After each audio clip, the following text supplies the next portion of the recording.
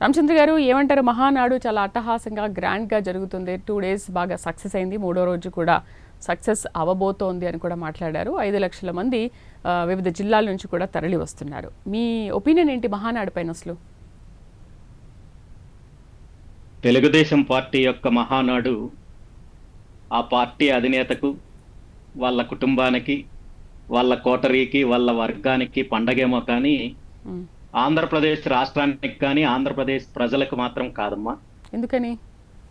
ఎందుకంటే తెలుగుదేశం పార్టీ ఆవిర్భావం నుండి ఇప్పటి వరకు సుమారు పార్టీ అధికారంలో ఉన్న 23 సంవత్సరాల పాటు, అదేవిధంగా సుమారు 15 సంవత్సరాలు ముఖ్యమంత్రిగా ఉన్న ప్రస్తుత తెలుగుదేశం పార్టీ జాతీయ అధ్యక్షుల నాయకత్వంలో ఉమ్మడి ఆంధ్రప్రదేశ్ రాష్ట్రం కానీ, అదేవిధంగా ఇప్పుడున్న ఆంధ్రప్రదేశ్ రాష్ట్రం కానీ ఏ ఒక్క రంగంలో అయినా చెప్పుకోదగ్గ మార్పులు కానీ, అభివృద్ధి కానీ, ఏ ఒక్క వర్గానికి కానీ పూర్తిగా న్యాయం జరిగిందా అనే ప్రశ్న లేవనెత్తితే ఖచ్చితంగా లేదనే చెప్పాలి.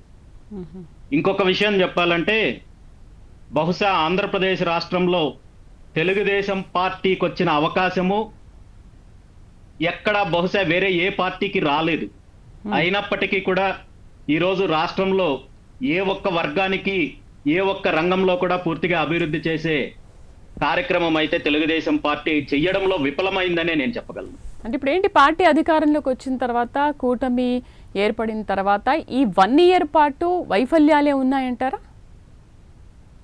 100% కూటమి ప్రభుత్వం అధికారంలోకి రాకముందు ఇచ్చిన హామీల్లో ఏ ఒక్క హామీని ఇప్పటి వరకు సంవత్సరం రోజులు గడిచినా నెరవేర్చే పరిస్థితుల్లో లేరు. అదేవిధంగా ఈరోజు గత 2019 నుండి 24 వరకు ఏదైతే అవినీతి జరిగిందో, ఏదైతే దోపిడీ కార్యక్రమం జరిగిందో దాన్ని కొనసాగింపు కార్యక్రమంగా ఈరోజు కూటమి ప్రభుత్వం చేస్తోంది తప్ప ప్రక్షాళన చేయాలనే ఆలోచన కానీ, ఆ దిశగా ప్రభుత్వం కానీ నడవలేదనేది ఈరోజు రాష్ట్ర ప్రజలందరూ చెప్తున్న మాట. అంటే ఏంటి మీకు వైఫల్యం అంటే ఇప్పుడు ఎక్కడ కనిపించింది? గత ప్రభుత్వం అంతే ఈ ప్రభుత్వం కూడా కంటిన్యూ చేస్తుంది అని అంటే వైఫల్యం అనేది కొన్ని రంగాల్లో ఉంటుంది, కొన్ని కేటగిరీస్లో ఉంటుంది. ఓకే, ఇప్పుడు సూపర్ 6 చెప్పారు, అవి అమలు చేయలేదనా, లేకపోతే ఉద్యోగాల విషయంలోనా, లేకపోతే పరిశ్రమల విషయంలోనా, సంపదను సృష్టించే విషయంలోనా, ఎక్కడ మీకు వైఫల్యం కనిపించింది? అన్ని రకాలుగా. ఈరోజు కూటమి పార్టీలు ఇచ్చిన సూపర్ 6 పథకాలు పూర్తిగా సంవత్సరం రోజుల పాటు చిన్న చిన్న పథకాలు కూడా అమలు చేయలేని పరిస్థితుల్లో ప్రభుత్వం ఉంది. ఫర్ ఎగ్జాంపుల్, మహిళలకు ఉచిత బస్సు సౌకర్యం అన్నారు. ఇదే హామీతో గతంలో అధికారంలోకి వచ్చిన కర్ణాటక ప్రభుత్వం కానీ, తెలంగాణ ప్రభుత్వం కానీ అధికారంలోకి వచ్చిన 20-25 రోజుల్లో అమలు చేస్తే, మరి కూటమి ప్రభుత్వము సంవత్సరం రోజులు గడిచినా కానీ ఇప్పటికి అమలు చేయలేదు. తేదీల మీద తేదీలు వాళ్ళు ఏదో ఒక డైవర్షన్ కోసం చెప్పుకుంటూ వెళ్తున్నారు. రామచంద్ర గారు, ఇప్పుడు తెలంగాణలో, కర్ణాటకలో గనక అధికారంలోకి రాగానే ఒక 25 రోజుల్లో ఉచిత బస్సు హామీ ఇచ్చిన ప్రకారమే ఇచ్చినట్టు, ఏపీలో కూడా అప్పుడే వెంటనే ఇవ్వాలని రూల్ ఏం లేదు కదా. సో వాళ్ళకు ఒక స్ట్రాటజీ ఉంటుంది. మరి ఆ విషయం మీరు ఎన్నికలకు ముందు చెప్పలేదు కదా. మేము హామీలు ఇస్తున్నాము, ఇది అమలు చేయడానికి నాకు సంవత్సర కాలం పడుతుందో లేదా 5 సంవత్సరాల కాలం పడుతుందనే విషయం కూడా ఎన్నికలకు ముందు ఇచ్చింటే బాగుండేది. ఇదే చంద్రబాబు నాయుడు గారు బహిరంగ సభల్లో మహిళలతో మాట్లాడుతూ, కూటమి ప్రభుత్వం అధికారంలోకి వచ్చిన మొదటి రోజు నుండి మీరు రాష్ట్రంలో ఎక్కడ తిరిగినా మీరు బస్ టికెట్ తీసుకోవాల్సిన అవసరం లేదని చెప్పి స్పష్టంగా హామీ ఇచ్చారు. మరి ఆ రోజు చెప్పలేదు కదా. ఫస్ట్ హామీ పెన్షన్ ఇచ్చారు, పెన్షన్ చెప్పిన 12 రోజులకే అమలు చేశారు. రైతులకు సంబంధించి కావచ్చు, ఉద్యోగాల విషయంలో కావచ్చు, మిగిలిన అన్ని అంశాల్లో కూడా కూటమి ప్రభుత్వము ఈ సంవత్సర కాలంలో అన్ని రకాలుగా విఫలం చెందింది. అందులో ఏమాత్రం అనుమానం లేదు. ఎందుకు విఫలం చెందింది? ఓకే, ఇప్పుడు ఏ రంగాల్లో కూడా మీరు కరెక్ట్గా చేయలేదు, అన్ని రంగాల్లో విఫలం అయింది అని అంటున్నారు. నిజంగా ఒకవేళ అన్ని రంగాల్లో కనుక కూటమి ప్రభుత్వం విఫలం అయ్యి ఉంటే కనుక ఈ పాటికే ప్రజలు తిరగబడేవారు కదా. పెన్షన్ చెప్పారు 12 రోజుల్లో, ప్రభుత్వం అధికారంలోకి వచ్చిన 12 రోజుల్లో 100% అసంతృప్తి ఉంది. ఈరోజు గత ప్రభుత్వ హయాంలో మహిళల పైన దాడులు జరిగాయి, అత్యాచారాలు జరిగాయి, హత్యలు జరిగాయి అంటూ ఇదే కూటమి నాయకులు, ఈ 3 పార్టీలకు సంబంధించిన నాయకులు అనేక రకాలుగా మాట్లాడారు.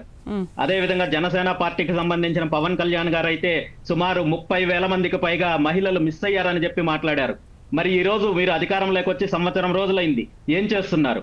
మరి దీని మీద ఏమైనా విచారణ జరిపించారా? అదే విధంగా మీరు అధికారంలోకి వచ్చిన తర్వాత కూడా ప్రతిరోజు మహిళలపైన ఏదో ఒక రకంగా ఎక్కడో ఒక చోట రకరకాల సంఘటనలు జరుగుతున్నాయి. ఈ ఒక్క సంవత్సరం కాలంలోనే సుమారు రాష్ట్రంలో 280కు పైగా మహిళల పైన అత్యాచారాలు, హత్యలు, దాడులు జరిగాయి. మరి వీటిపైన మీరు తీసుకున్న చర్యలేంటి? అదే విధంగా ఈ రోజు రైతులకు సంబంధించిన అంశంలో మీరు ఇచ్చిన హామీని ఇప్పటి వరకు నిలబెట్టుకోలేకపోయారు. అదే విధంగా బీసీలకు సంబంధించి ముఖ్యంగా గత ప్రభుత్వ హయాంలో బీసీల నాయకుల పైన కావచ్చు, బీసీల పైన కావచ్చు అనేక రకాలుగా దాడులు జరుగుతున్నాయి, అనేక రకాలుగా ఇబ్బందులకు గురి చేస్తున్నారు. కాబట్టి మేము అధికారంలోకి వచ్చిన వెంటనే బీసీలకు రక్షణ చట్టాన్ని తీసుకొని వస్తామని చెప్పి ఈ రోజు కూటమి ప్రభుత్వంలో ఉన్న అన్ని పార్టీలు చెప్పాయి. మరి సంవత్సరం రోజులు అవుతోంది, ఎందుకు తీసుకురాలేకపోయారు? దీనికి ఏమైనా ప్రత్యేకంగా బడ్జెట్ కేటాయించాలా, లేదా దీనికి ఏమైనా ప్రత్యేకంగా ఎటువంటి న్యాయపరమైన చిక్కులు ఉన్నాయా? ఎందుకు దాని గురించి మాట్లాడడం లేదు? మరీ ముఖ్యంగా కూటమి పార్టీల్లో ఉన్న బీసీ నాయకులు, బీసీ మంత్రులు, ఎమ్మెల్యేలు, ఎంపీలు దీని గురించి ఎందుకు ప్రశ్నించడం లేదు? ఎందుకంటే బీసీలకు రక్షణ చట్టాన్ని కల్పిస్తే తర్వాత జరగబోయే పరిణామాలు వీళ్ళ యొక్క ఏదైతే తప్పుడు కేసులు పెట్టడానికి ఇప్పుడు SC/ST అట్రాసిటీ కేసు రాష్ట్రంలో 100కి 80-90% పైగా బీసీల మీదే పెడుతున్నారు. మరి బీసీలకు రక్షణ చట్టం తీసుకొని వస్తే ఈ కేసులన్నీ ఎవరి మీద పెట్టాలనే సంకోచించే ఈ రోజు ఇలాంటివన్నీ కూడా పక్కన పెట్టే కార్యక్రమం చేస్తున్నారు. వీటిని అడిగే, ప్రశ్నించే ధైర్యం కూడా ఈ రోజు కూటమి ప్రభుత్వంలో ఉన్న బీసీ నాయకులు, బీసీ మంత్రులు చేయలేకపోతున్నారు. ఇవన్నీ కూడా రాష్ట్ర ప్రజలు గమనిస్తున్నారు. అంటే చేయకుండానే వేదిక మీద అంతమంది బీసీ నాయకులు ఉన్నారు. ఎందుకంటే అనురాధ కూడా మాట్లాడారు, స్వర్గీయ NTR వేసిన మొక్క ఈరోజు వృక్షంగా మారి 90% వరకు బీసీ నాయకులు ఇవాళ వేదిక మీద కూర్చున్నారు అని అంటే కూటమి ప్రభుత్వం బీసీలకు ఎంతటి ప్రాధాన్యత ఇస్తుందనే విషయం ఇప్పుడు మనకు స్పష్టంగా అర్థమవుతుందని చెప్పారు. మీకేంటి బీసీలకు ఎక్కడ ప్రాధాన్యత ఇవ్వట్లేదని అంటున్నారు? మీరు కూడా ఒక బీసీ సామాజిక వర్గానికి చెందిన నేత. ఎందుకు బీసీలకి ఎక్కడ అన్యాయం జరిగిందని అనుకుంటున్నారు మీరు? తెలుగుదేశం పార్టీ హయాంలో 1983 నుండి 2025 వరకు బీసీలకు వేదిక మీద కుర్చీలేసి కూర్చోబెట్టడము, లేదంటే ఉత్సవ విగ్రహాల లాంటి పదవులు ఇచ్చి ఓటు బ్యాంక్ రాజకీయం చేయడం తప్ప నిజమైన బీసీల అభివృద్ధి 100% జరగలేదు. అది విద్యాపరంగా కావచ్చు, ఉద్యోగాల పరంగా కావచ్చు, అదే విధంగా రాజకీయంగా కావచ్చు. ఈ రోజు చెప్పుకుంటున్న బీసీ నాయకులు 80% బీసీ నాయకులు ఉన్నారంటున్నారు. మరి ఇదే బీసీలకు సంబంధించి ఇదే తెలుగుదేశం పార్టీకి సంబంధించిన కార్యకర్తల నాయకుల పైన కూడా దాడులు జరుగుతున్నాయి, హత్యలు జరుగుతున్నాయి. మరి ఎందుకు ప్రశ్నించడం లేదు మీరు? ఎందుకంటే ఇక్కడ ఉన్న బీసీ నాయకులకు కానీ, బీసీ మంత్రులకు కానీ, చంద్రబాబు నాయుడు గారిని కానీ, లేదా పార్టీని కానీ ప్రశ్నించే హక్కు కానీ, ఆ ధైర్యం కానీ లేదు. కాబట్టి ఈ రోజు బీసీలను అడ్డం పెట్టుకొని వాళ్ళు అధికారాన్ని చెలాయించే కార్యక్రమం జరుగుతోంది. 1983లో తెలుగుదేశం పార్టీ అధికారంలోకి మొట్టమొదటిసారిగా వచ్చినప్పుడు ఆనాడు ఉన్న బీసీల పరిస్థితి గురించి, ఆనాడు ఆర్థిక పరిస్థితుల గురించి కానీ, పేదరికం గురించి కానీ అప్పట్లో ఉన్న ముఖ్యమంత్రి ఎన్టీ రామారావు గారు నియమించిన మురళీధరన్ కమిషను బీసీలకు న్యాయం జరగాలంటే, అభివృద్ధి చెందాలంటే ఈ రాష్ట్రంలో 150% పైగా ఉన్న బీసీలకు 44% రిజర్వేషన్ కల్పించాలని చెప్పి ఇదే తెలుగుదేశం పార్టీ హయాంలో కమిషను ఈ నివేదిక ఇస్తే ఈ రోజు వరకు 30 సంవత్సరాల తర్వాత కూడా ఆ నివేదిక గురించి మాట్లాడే ప్రయత్నం కూడా జరగడం లేదంటే బీసీలకు ఏం న్యాయం జరుగుతుందో మనం చూడొచ్చు. ఓకే, ఇప్పుడు టీడీపీ పాలనకు వైఎస్ఆర్సీపీ పాలనకు తేడా ఏంటి అంటే మీరేం చెప్తారు? మీరు ఇంతకుముందే చెప్పారు గత వైసీపీ పాలనే టీడీపీ కూడా కంటిన్యూ చేస్తుంది అని. అంటే ఒక్క పాజిటివ్ కూడా లేకపోతే, ఇచ్చిన హామీల్ని నెరవేర్చలేకపోతే అసలు అన్ని సీట్లు ఇచ్చి ప్రజలు ఇవాళ కూటమి ప్రభుత్వాన్ని ఇంత భారీ విజయంతో గెలిపిస్తారంటారా? ఓకే, ఫస్ట్ ఆఫ్ ఆల్ మనం డిఫరెన్సెస్ చూసుకుందాం. వైసీపీకిను టీడీపీకిను డిఫరెన్స్ ఏంటి? పాలన ఖచ్చితంగా డిఫరెన్స్ అయితే ఉంది. 2019 నుండి 24 వరకు ఒక రకమైన అరాచకము, ఒక రకమైన దోపిడీ జరిగింది. 2024 తర్వాత కూటమి ప్రభుత్వం అధికారంలోకి వచ్చిన తర్వాత అరాచకాల పరంగా వైఎస్ఆర్ కాంగ్రెస్ పార్టీతో ఆ ప్రభుత్వంతో పోల్చుకోలేము, కానీ దోపిడీ వ్యవస్థ కొనసాగుతోంది. వీళ్ళిచ్చిన హామీలను విస్మరించి ప్రజలను మభ్యపెట్టే కార్యక్రమం కొనసాగుతోంది. ఈ రోజు కేవలం పథకాల గురించి మాత్రమే కాదు, అభివృద్ధి పరంగా తీసుకుంటే కూడా తెలుగుదేశం పార్టీకి సంబంధించి, అదే విధంగా చంద్రబాబు నాయుడు గారి కుటుంబానికి సంబంధించి కోటరీ వ్యవస్థ ఏదైతే ఉందో, ఆ వ్యవస్థ, దోపిడీ వ్యవస్థ ఏదైతే ఉందో, వాళ్ళ అన్ని రకాలుగా దోపిడీ చేసే కార్యక్రమం చేస్తున్నారు తప్ప ప్రజలకు ఏం ఒరగడం లేదనేది స్పష్టంగా కనబడుతోంది. ఓకే, అంటే పాలనలో ఏమీ తేడా లేదని అంటారు.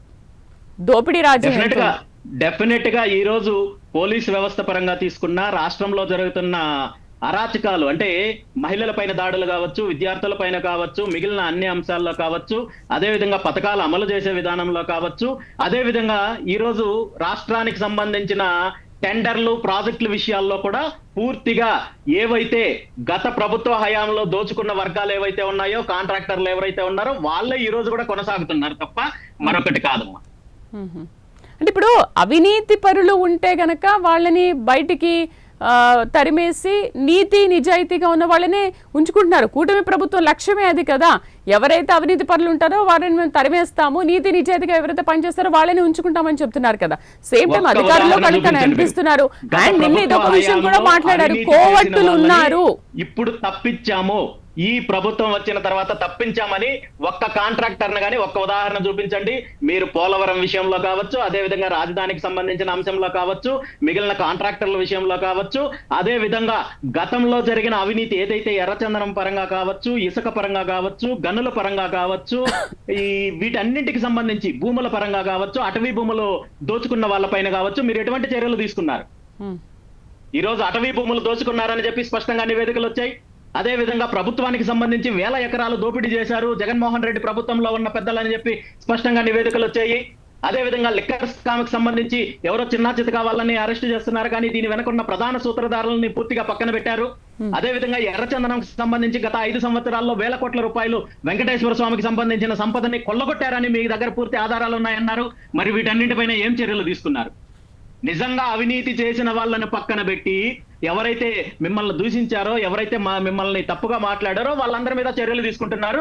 తప్పు లేదు, అందులో తీసుకోండి. కానీ నిజంగా వైఎస్ జగన్మోహన్ రెడ్డి గారి ప్రభుత్వ హయాంలో 1000 కోట్ల రూపాయలు దోపిడీ చేసిన వాళ్ళందరినీ కూడా పక్కన పెడుతున్నారు, వాళ్ళతో బేరాలు చేస్తున్నారని కూడా ఈ రోజు ప్రజలు పబ్లిక్ గా మాట్లాడుకుంటున్నారు.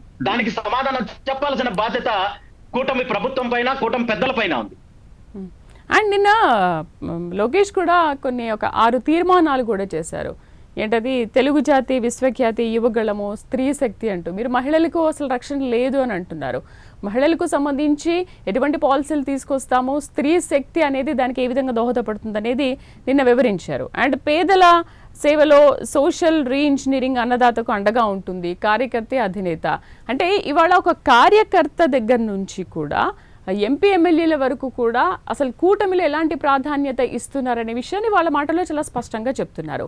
అసలు ఏ రోజు కూడా మహానాడులో ఒక కార్యకర్త స్టేజ్ పైకి వెళ్లి మాట్లాడే అవకాశం లేదు, కానీ ఇవాళ మహానాడులో ఒక కార్యకర్తని స్టేజ్ పైకి పిలిచి మాట్లాడే అధికారము, అవకాశము ఇవాళ కూటమి ప్రభుత్వం ఇస్తుందని మాట్లాడుతున్నారు కదా. మరి ఎందుకు మీకు ఎక్కడ అణిచివేత కనిపిస్తోంది?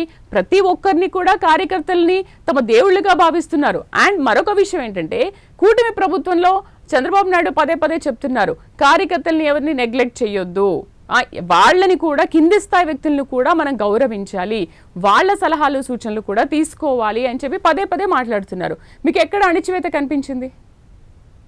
ఒక్క విషయం చెప్తానమ్మా.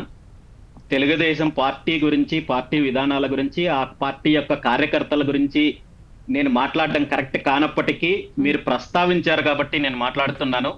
ఈ రోజు తెలుగుదేశం పార్టీలో నిజంగా పనిచేసిన కార్యకర్తలకు కానీ, నాయకులకు కానీ విలువ లేదు అనేది గత సంవత్సర కాలంలో అనేక సందర్భాల్లో మనం చూసాము. ఓకే, నిన్న చంద్రబాబు నాయుడు కూడా ఆ విషయం గురించి మాట్లాడారు. వైసీపీ నుంచి వచ్చిన కోవట్టులు ఉన్నారనే విషయం కూడా మాట్లాడారు. మీకు పార్టీకి, రాజ్యసభకి ఒక సభ్యుని పంపాల్సిన అవకాశం వచ్చినప్పుడు తెలుగుదేశం పార్టీలో గత 30-40 సంవత్సరాల నుండి అనేక రకాలుగా కష్టపడిన నాయకులు ఎంతో మంది ఉండగా నిన్న కాదు మొన్న వచ్చిన తానా సతీష్ లాంటి వాళ్ళని రాజ్యసభకు పంపించే కార్యక్రమం చేశారు. మరి తానా సతీష్ గారు తెలుగుదేశం పార్టీకి చేసిన సేవ ఏంటో ముఖ్యమంత్రి చంద్రబాబు నాయుడు గారు, అదేవిధంగా నారా లోకేష్ గారు చెప్పాలి. అదే విధంగా మిగిలిన పదవుల అంశాల్లో కానీ ఇప్పటి వరకు వీళ్ళు ఇచ్చిన పదవుల విషయంలో కావచ్చు, కాంట్రాక్టర్ల విషయంలో కావచ్చు, నిజంగా కష్టపడుతున్న కార్యకర్తలకు, నాయకులకు విలువ లేదనే విషయము వీళ్ళు మాత్రమే చెప్పుకుంటున్నారు. మేము గొప్పగా చేస్తున్నామని తప్ప ఏ నాయకుడు, ఏ కార్యకర్త బయటకు చెప్పలేని పరిస్థితుల్లో వాళ్ళు ఉన్నారు కాబట్టి బయట చెప్పడం లేదు. కానీ నిజంగా తెలుగుదేశం పార్టీ కార్యకర్తలకు విలువిచ్చేదైతే, నాయకులకు విలువిచ్చేదైతే ఈ రోజు లక్షల మంది ఎన్నో రకాలుగా వేదన చెందుతున్నారు. ఆ విషయాలన్నీ ఈ ప్రభుత్వం, ఈ పార్టీకి సంబంధించిన అధినేతలకు తెలియని విషయము కాదు. అదే విధంగా వీళ్ళు ఇచ్చే పదవుల్లో కావచ్చు, ప్రిఫరెన్సెస్ లో కావచ్చు, నేను ఇంతకు ముందు అన్నట్టు బీసీలకు కావచ్చు, కార్యకర్తలకు కావచ్చు, కేవలం వేదిక మీద షోలు చేయడానికి, వీళ్ళ పబ్లిసిటీ చేసుకోవడానికి చూపిస్తున్నారు తప్ప మిగిలిన అన్ని అంశాల్లో వీళ్ళ కోటరీకి ప్రిఫరెన్స్ ఇస్తారు తప్ప మరొకటి కాదు. అంటే ఇప్పుడు ఏడాది పాలన పైన ప్రజలు సంతృప్తిగా లేరు, అందులో పనిచేస్తున్న కూటమి ప్రభుత్వంలో పనిచేస్తున్న నాయకులు, కార్యకర్తలు ఎవరు కూడా సంతృప్తిగా లేరు అంటారు. డెఫినెట్ గా తెలుగుదేశం పార్టీకి సంబంధించిన నిజమైన కార్యకర్తలు, నాయకుల్లో అసంతృప్తి ఉంది. ఇది రాష్ట్ర నాయకుల స్థాయి దగ్గర నుండి గ్రామ స్థాయి కార్యకర్త వరకు కూడా 100% ఈ అసంతృప్తి ఉంది. దీనికి సంబంధించి మాట్లాడాల్సిన అవసరం నాకు లేదు, కాబట్టి ఇది మాట్లాడాల్సిన అవసరం నాకు లేదు, కానీ ఇది వాస్తవం. ఓకే, మీ ఆవేదన ఏంటి? అసలు బీసీలకు ఎటువంటి న్యాయం జరగాలనుకుంటున్నారు? బీసీలకు నిజమైన అధికారము, నిధులు ఉండే పదవులు కావాలి. వీళ్ళలాగా వీళ్ళు అందించే ఉత్సవ విగ్రహ పదవులు ఎవరు కోరుకోవడం లేదు. దానివల్ల బీసీలకు జరిగే మేలు కూడా ఏమీ లేదు. ఈ రోజు బీసీలకు సంబంధించిన, కులాలకు సంబంధించిన కార్పొరేషన్లు ఏర్పాటు చేసినప్పుడు కానీ, లేదా మిగిలిన అంశాల్లో కానీ, వీళ్లకు అభివృద్ధి చేయాలన్నా, లేదంటే మంచి చేయాలన్నా, ఏ రకంగా చేయాలన్నా కానీ వీళ్లకు విధులు కానీ, లేదా వీళ్ళకి ఏదైతే అధికారం కానీ లేదా నిధులు కానీ లేని పదవులు ఇచ్చి, మేము ఇంతమంది బీసీలకు ఇంతమంది నాయకుల్ని ముందుకు తీసుకొచ్చాము, వాళ్ళకి ఇన్ని పదవులు ఇచ్చామని చెప్పి వీళ్ళు పబ్లిసిటీ చేసుకునే కార్యక్రమం కాకుండా, నిజమైన అభివృద్ధి కోసము నిధులుగా కేటాయించే కార్యక్రమం కావచ్చు, అదేవిధంగా అధికారం ఉన్న పదవులు ఇచ్చే కార్యక్రమం చేసినప్పుడు అప్పుడు మాట్లాడచ్చు, అంతే తప్ప పబ్లిసిటీ కోసం చేసే కార్యక్రమాలు కాదు. గత ప్రభుత్వ హయాంలో అసలు బీసీలకు ఎటువంటి అన్యాయం జరగలేదు, న్యాయమే జరిగిందని అంటారా? నిజంగా న్యాయం జరిగి ఉంటే ఇవాళ పార్టీ పరిస్థితి అలా ఉండేది కాదు కదా. రాజకీయ ముసుగులో ఒక్క ఛాన్స్ పేరుతో అధికారంలోకి కాంగ్రెస్ పార్టీలో బీసీలకు న్యాయం జరిగిందని ఎవరు చెప్పారు? పూర్తిగా బీసీలను బానిసలుగా చేసుకుంటున్నారు.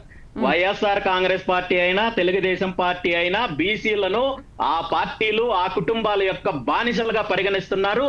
వాళ్ళకు అనుగుణంగా వీళ్ళని వాడుకుంటున్నారు, ఓటు బ్యాంక్ రాజకీయం చేస్తున్నారు, పదవులు చూపించి వీళ్ళు అనేక రకాలుగా రాష్ట్రాన్ని దోపిడీ చేసే కార్యక్రమం చేస్తున్నారు తప్ప బీసీల అభివృద్ధి కోసం విద్యాపరంగా కావచ్చు, ఉద్యోగాల పరంగా కావచ్చు, రాజకీయంగా కావచ్చు, వీళ్ళ అభివృద్ధికి ఏ మాత్రం తోడ్పాటు అందించలేదు. ఇది చాలా స్పష్టంగా నేను చెప్పగలను. గత ప్రభుత్వ హయాంలో అసలు వాళ్ళు నాయకులు అయ్యే అవకాశమే లేదు అన్నారు. 24% నుంచి 34% రిజర్వేషన్లు తీసుకొచ్చి గత ప్రభుత్వం వాటిని రద్దు చేస్తే, ఇప్పుడు కూటమి ప్రభుత్వం దాన్ని ఇంకా ముందుకు తీసుకువెళ్లి వాళ్ళ నాయకుల్ని ఒక అందలం ఎక్కించి కూర్చోబెట్టింది కదా. బీసీలకు తగిన ప్రాధాన్యత ఇస్తుంది కదా. చెప్తున్నానమ్మా, తగిన ప్రాధాన్యత ఇచ్చినా కూడా మీకు బీసీలకు ఎక్కడో అన్యాయం జరుగుతుంది అనే మాట్లాడుతున్నారు. ఏ పార్టీ అయినా ఇస్తా ఉంది. ఇదే జగన్మోహన్ రెడ్డి ప్రభుత్వంలో కూడా 56 మందికి బీసీ కార్పొరేషన్ కులాల వారీగా విడదీసి కార్పొరేషన్ పదవులు ఇచ్చారు. మరి దానివల్ల ఉపయోగం ఏంటి? ₹1 కూడా నిధులు ఇవ్వలేదు. మరి అదే పరిస్థితి ఈ రోజు కూటమి ప్రభుత్వం కొనసాగిస్తోంది. ఇందులో బీసీలకు ఒరిగింది లేదు. ఆ పార్టీకి సంబంధించిన నాయకులు, ఆ నాయకుల్లో కూడా స్వతంత్రంగా ఉండే నాయకుల్ని వీళ్ళు ప్రోత్సహించే పరిస్థితి ఉండదు. ఎవరైతే వాళ్ళ అడుగులకు మడుగులు అవుతారో, వాళ్ళ మోకాళ్ళ దగ్గర ఉంటారో వాళ్ళకు మాత్రమే పదవులు ఇస్తారు తప్ప నిజంగా స్వతంత్రంగా బీసీల అభివృద్ధి కోసం కృషి చేసే వాళ్ళకి కానీ, బీసీలకు మంచి జరగాలని ముందుకొచ్చే వాళ్ళకి కానీ ఈ పార్టీలు ప్రోత్సహించవు. ఇది పచ్చి నిజము. తప్పు చేసిన వారి పట్ల చండశాసనుడిలా కూడా నేను పని చేస్తానని చెప్పేసి మాట్లాడారు చంద్రబాబు. నిన్న ఒక ప్రకటన చేశారు. మరి ఇలాంటి కామెడీ స్టేట్మెంట్లు ఇచ్చే స్థాయికి ఆయన రావడం అనేది చాలా హాస్యాస్పదము. ఈ రోజు గత ప్రభుత్వ హయాంలో ఎవరు తప్పు చేశారో, ఎవరు ఈ రోజు విచ్చలవిడిగా ఇప్పటికి కూడా ప్రగల్భాలు పలుకుతూ మమ్మల్ని చంద్రబాబు నాయుడు ఏమి చెయ్యలేడు, మా వెంట్రుకు కూడా పీకలేడు అని చెప్పి తిరుగుతుంటే, అలాంటి వాళ్ళ మీద చర్యలు తీసుకునే దమ్ము లేక ఇలాంటి స్టేట్మెంట్లు ఇవ్వడం అనేది చాలా హాస్యాస్పదము. దీని మీద నిజంగా చంద్రబాబు నాయుడు గారికి కానీ, లేదా కూటమి ప్రభుత్వానికి కానీ చిత్తశుద్ధి ఉంటే గతంలో నిజమైన తప్పు చేసిన వాళ్ళని గుర్తించి వాళ్ళని శిక్షించి మళ్ళీ ఇలాంటి తప్పులు జరగకుండా ఒక సందేశాన్ని ఇచ్చే కార్యక్రమం చేస్తే అప్పుడు ఇలాంటి మాటలు నమ్మచ్చమ్మా. కేవలం స్టేట్మెంట్లు ఇస్తే ఈ రాష్ట్ర ప్రజలు నమ్మడానికి సిద్ధంగా లేరు. బీసీ కార్పొరేషన్ రుణాలు ఇప్పిస్తే గత ప్రభుత్వం వాటిని రద్దు చేసింది, బట్ ఈ ప్రభుత్వ హయాంలో అలా లేదు అని మాట్లాడుతున్నారు. ఈ రుణాల గురించి మీ ఒపీనియన్ ఏంటి? బీసీ కార్పొరేషన్ రుణాల గురించి ఇవన్నీ కూడా నేను ఇంత చెప్తున్నాను, కేవలము వీళ్ళు పబ్లిసిటీ చేసుకునే కార్యక్రమం తప్ప నిజంగా లబ్ధిదారులకు ఎటువంటి ఉపయోగం లేదు. నిజమైన లబ్ధిదారులకు ఈరోజు ప్రభుత్వ పరంగా ఎటువంటి ప్రోత్సాహకాలు లేవు. వీళ్ళు రాజకీయ పదవుల్లో అయినా లేదంటే బీసీ కులాల కోసం కేటాయించే నిధులు కావచ్చు, అన్ని రకాలుగా కేవలం పేపర్ల మీద చూపిస్తున్నారు. వాస్తవానికి ఏది జరగడం లేదు. మరి ఇప్పుడు వస్తున్న కమ్యూనిటీ భవనాలు కానీ బీసీ భవనాలు కానీ అంతకుముందు గత ప్రభుత్వ హయాంలో లేవు. బట్ ఇప్పుడు కూటమి ప్రభుత్వం వచ్చిన తర్వాత వాటన్నిటినీ రద్దు చేసిన వాటిని కూడా తిరిగి మళ్ళీ పునరుద్ధరిస్తోంది. గత ప్రభుత్వం దీన్ని ముందుకు తీసుకెళ్లలేదు, కానీ కూటమి ప్రభుత్వం వచ్చిన తర్వాత ముందుకు తీసుకువెళ్ళింది అని చెప్పేసి అనురాధ కూడా నేను ఒక ప్రకటన చేశారు, మాట్లాడారు. నేను అదే చెప్తున్నానమ్మా, ఇవన్నీ కూడా ఓటు బ్యాంక్ రాజకీయాలు.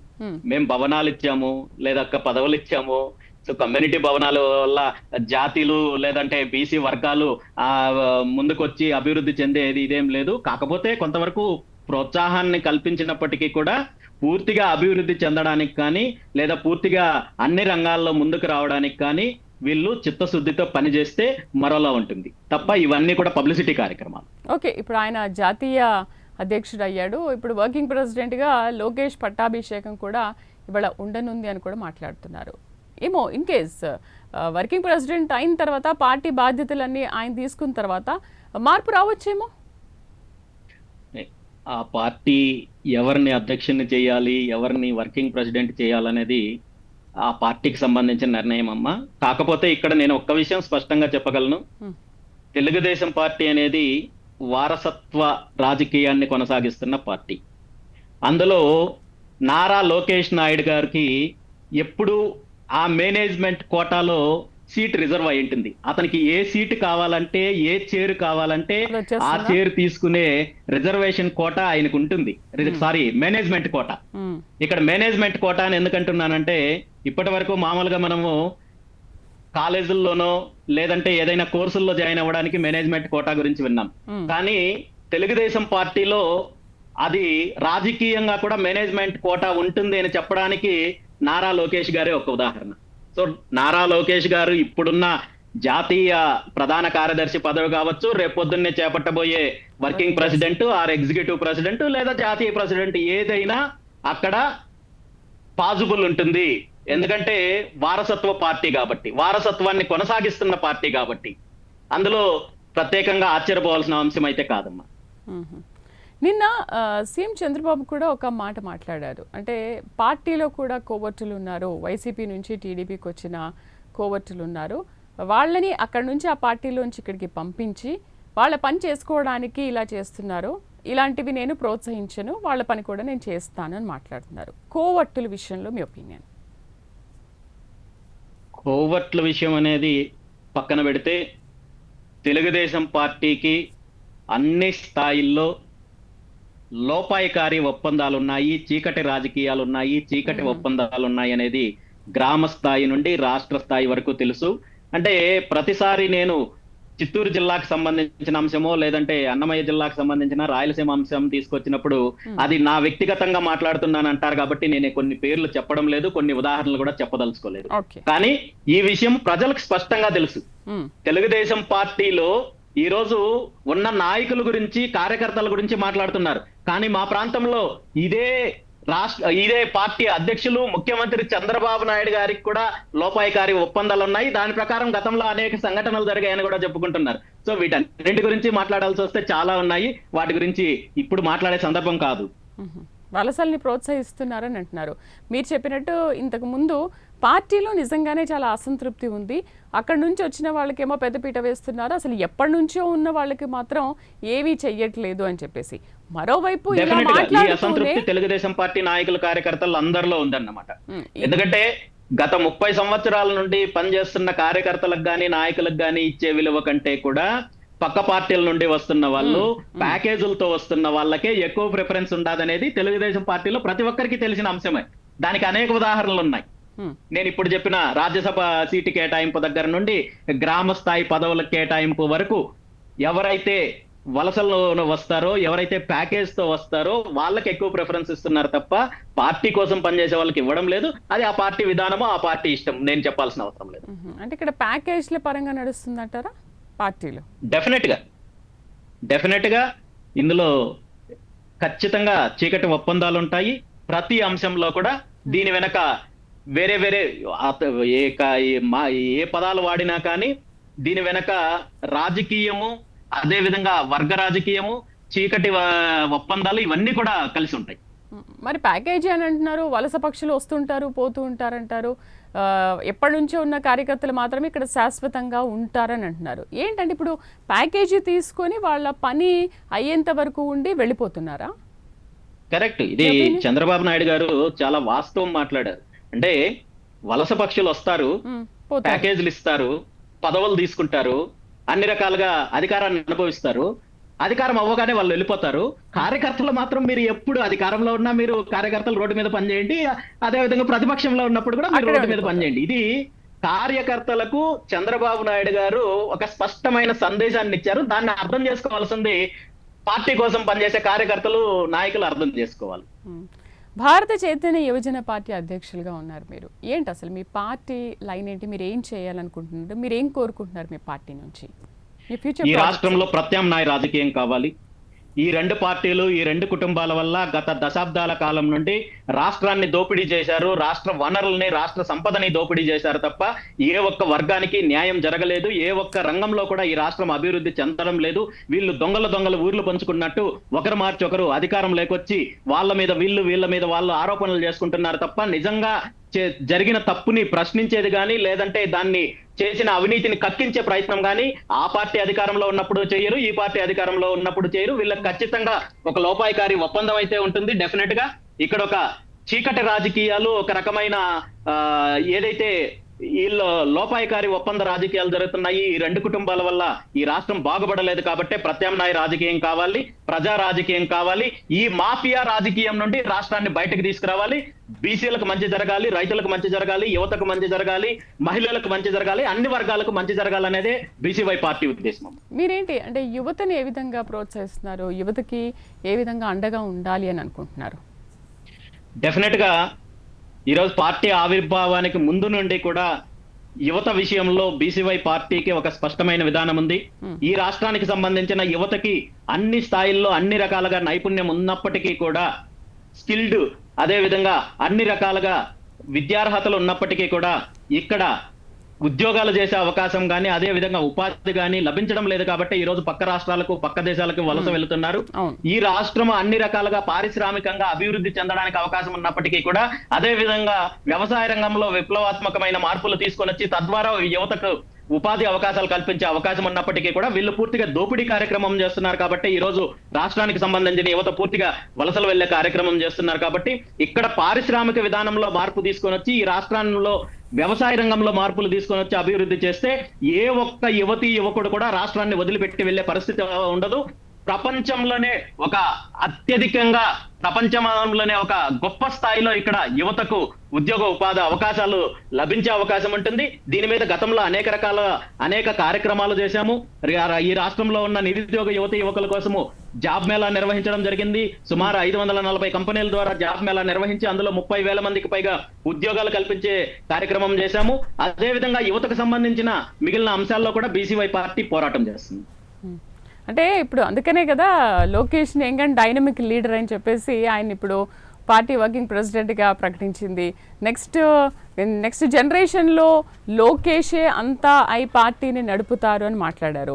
అండ్ 2020 విజన్ ఎలా ఉండేదో 2047 విజన్ కూడా అదేవిధంగా ప్రకటించారు. 2020లో ఏ విధంగా చేశారో ఇక్కడ హైదరాబాద్ కానీ తెలంగాణ కానీ ఎలా ఉంది, ఏపీ కానీ ఎలా ఉందో 2047 ముందుగానే ప్రణాళికలు కూడా మేము ఒక 40 ప్రణాళికలు రచించుకున్నామని కూడా మాట్లాడారు. మరి మీరు ఏంటి అసలు ఏమీ చెయ్యట్లేదు, పార్టీ నెక్స్ట్ కూడా ఏం చెయ్యదని మాట్లాడుతున్నారు? విజన్సే ప్రకటించుకుంటున్నారు కదా. రెండు విషయాలమ్మా. ఒకటి, నారా లోకేష్ గారికి పార్టీ పగ్గాలు ఇవ్వడం అనేది ఆ పార్టీకి సంబంధించిన అంశము. దానివల్ల ఈ రాష్ట్రానికి, ఈ రాష్ట్ర ప్రజలకు, రాష్ట్ర యువతకు వనగూరేది ఏమీ లేదు. రెండు, మీరు చెప్పిన 2020 విజన్ ఏదైతే ఉందో ఇది అందరూ కూడా రాష్ట్రానికి సంబంధించో లేదా రాష్ట్ర అభివృద్ధికి సంబంధించిన అంశమో అని అనుకున్నారు. కానీ ఇది చంద్రబాబు నాయుడు గారి యొక్క వ్యక్తిగత విజన్ అన్నమాట. ఎందుకంటే 2020 కల్లా రాజకీయంగా కావచ్చు, వ్యవస్థల పరంగా కావచ్చు, మీడియా పరంగా కావచ్చు, అన్ని రకాలుగా ఆయన బలంగా తయారవ్వాలనే కోరుకున్నారు. ఆ విజన్ ప్రకారము ఆయన అనుకున్నది సాధించారు. ఈ రోజు 2047 విజన్ ఏదైతే ఉందో ఇది కూడా ఇది రాష్ట్రానికి, ఈ రాష్ట్ర ప్రజలకు సంబంధించిన అంశం కాదు. ఇది వచ్చే వారసత్వానికి, వచ్చే జనరేషన్ కి, వాళ్ళ ఫ్యామిలీకి సంబంధించి అన్ని వ్యవస్థల్లో కావచ్చు, ఆర్థికంగా కావచ్చు, మిగిలిన అన్ని అంశాల్లో బలంగా, ఇంకా బలంగా తయారవడానికి వేసుకున్న విజనే తప్ప రాష్ట్రానికి, రాష్ట్ర ప్రజలకు సంబంధించిన విజన్ అయితే కాదమ్మా. ఫ్యాక్షనిజాన్ని తుదముట్టించిన పార్టీ టీడీపీ. గత 5 ఏళ్లు కూడా ఏపీలో శాంతి భద్రతలు లేవు. వైసీపీ హయాంలో ప్రజల ఆస్తులకు కూడా రక్షణ లేదు అని అంటున్నారు. సో అప్పటి నుంచి ఇప్పటివరకు చూసుకుంటే ఫ్యాక్షనిజంలో ఎటువంటి మార్పులు రాలేవా? ఫ్యాక్షనిజంలో మార్పులు రావడానికి ఈ పార్టీల కారణం అనేది చెప్పే కంటే కూడా ఫ్యాక్షనిజం మొదలవ్వడానికి కారణమే ఈ పార్టీలు. ఒకప్పుడు కాంగ్రెస్ పార్టీ కావచ్చు, ఆ తర్వాత వచ్చిన తెలుగుదేశం పార్టీ కావచ్చు, ఆ తర్వాత వచ్చిన వైఎస్ఆర్ కాంగ్రెస్ పార్టీ కావచ్చు. ఈ రోజు ఫ్యాక్షనిజంలో మార్పు రావడానికి కారణము ప్రభుత్వము, పార్టీలు కాదు, ప్రజల్లో వస్తున్న మార్పు, ప్రజల్లో వస్తున్న చైతన్యం. వీళ్ళు ఏ విధంగా ఫ్యాక్షన్ ని రెచ్చగొట్టి వాళ్ళ రాజకీయ లబ్ధి పొందుతున్నారో కొంచెం కొంచెం కొంచెం అర్థం చేసుకుంటున్నారు, అవగాహనకు వస్తున్నారు. కాబట్టి ఫ్యాక్షన్ హత్యలు చేయకుండా ప్రభుత్వాలు ఏం చేయలేకపోతున్నాయి, కానీ ఒక ప్రజలు మాత్రం వాళ్ళలో ఈ అవగాహన తెచ్చుకొని వాళ్లే దూరంగా ఉంటున్నారంటారా? ప్రభుత్వం ఏమీ చేయట్లేదు. విద్య పరంగా కావచ్చు, అన్ని రకాలుగా ప్రపంచము ముందుకెళ్తోంది కాబట్టి ఆ దిశగా చదువుకుంటున్నారు. ఒకప్పుడు చదువుకు దూరంగా, అదే విధంగా అభివృద్ధికి దూరంగా గ్రామాల్లో కేవలం ఫ్యాక్షన్ నే జీవితం అనుకుని బ్రతికే వాళ్ళందరూ కూడా ఈ రోజు మార్పు చెంది వాళ్ళ పిల్లలను చదివించి ఆ దిశగా ముందుకు వచ్చారు కాబట్టి మార్పు వచ్చింది తప్ప ఇందులో రాజకీయ నాయకుల పాత్ర గాని, పార్టీల పాత్ర గాని, ప్రభుత్వాల పాత్ర గాని ఏమీ లేదని చెప్పుకోవాలి. చివరిగా రామచంద్ర యాదవ్ గారు, బీసీవై పార్టీ అధ్యక్షులుగా ఉన్న మీరు అసలు యూత్కి ఎలాంటి మెసేజ్ ఇవ్వాలనుకుంటున్నారు, ఏం చెప్పాలనుకుంటున్నారు? మీ ఫైనల్ కామెంట్స్ ఏంటి? డెఫినెట్ గా యువత ఈరోజు అన్ని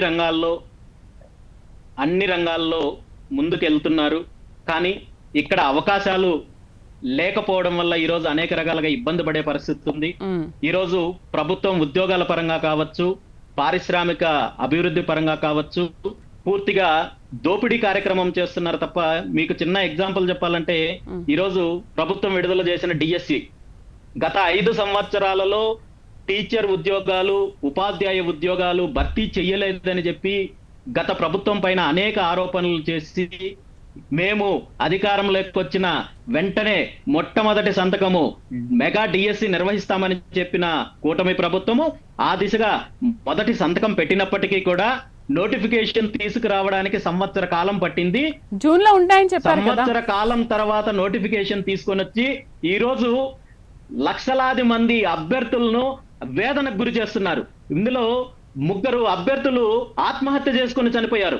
గత 5 సంవత్సరాల్లో ఒక రకంగా నిరుద్యోగులను వేతనకు గురి చేస్తే ప్రభుత్వము ఈ రోజు ఈ ప్రభుత్వం వచ్చిన తర్వాత ఉద్యోగాలు ఇస్తామంటూ దాని ద్వారా అనేక రకాల ఇబ్బందులకు గురి చేస్తూ, గందరగోళానికి గురి చేస్తూ వేతనకు గురి చేసే కార్యక్రమం జరుగుతోంది. ఇక్కడ ట్రాన్స్పరెన్సీ లేదనే విషయము, అదే విధంగా అనేక రకాలుగా ఉన్న గందరగోళం వల్ల కావచ్చు అనేక రకాలుగా ఇబ్బంది పడుతున్నారు. డెఫినెట్ గా ఈ రాష్ట్రంలో ఉన్న యువతకు మంచి నైపుణ్యం ఉంది, అన్ని రంగాల్లో రాణించగలిగే నైపుణ్యం ఉంది. అయినప్పటికీ కూడా ప్రభుత్వం ప్రోత్సహించే దిశగా, ఉద్యోగాల పరంగా కావచ్చు, ఉపాధి కల్పించే దిశగా కావచ్చు, గతంలో ఉన్న ప్రభుత్వం కానీ ఇప్పుడున్న ప్రభుత్వం కానీ ఆ దిశగా వెళ్ళడం లేదు. కాబట్టి ఈ రోజు లక్షలాది మంది నిరుద్యోగులు, యువత రోడ్డున పడే పరిస్థితి ఉంది. ఖచ్చితంగా ఇందులో మార్పు రావాలి. దానికి బీసీవై పార్టీ నుండి పూర్తిగా అన్ని రకాలుగా మేము చేసే పోరాటము, ప్రయత్నం చేస్తామని చెప్పి తెలియజేస్తాం. స్పెషల్లీ మీరు యూత్ కి చాలా సపోర్ట్ చేస్తున్నారు. రైట్, డిబేట్లో పార్టిసిపేట్ చేసినందుకు రామచంద్ర యాదవ్ గారు థ్యాంక్ యూ అండి. Thank you very much. మొత్తానికి కూటమి పాలన 1 ఇయర్ అయిపోయినా కూడా ఎటువంటి మార్పు లేదు. గత ప్రభుత్వం ఏదైతే చేసిందో ఈ ప్రభుత్వం దాన్ని కంటిన్యూ చేస్తుందే తప్ప దోపిడీలు, హత్యలు, ఫ్యాక్షనిజం ఇంకా ఎక్కువైపోతున్నాయి తప్ప ఎటువంటి మార్పు లేదు అని అంటున్నారు. ఇది వాళ్ళ స్పెషల్ డిబేట్. నమస్తే.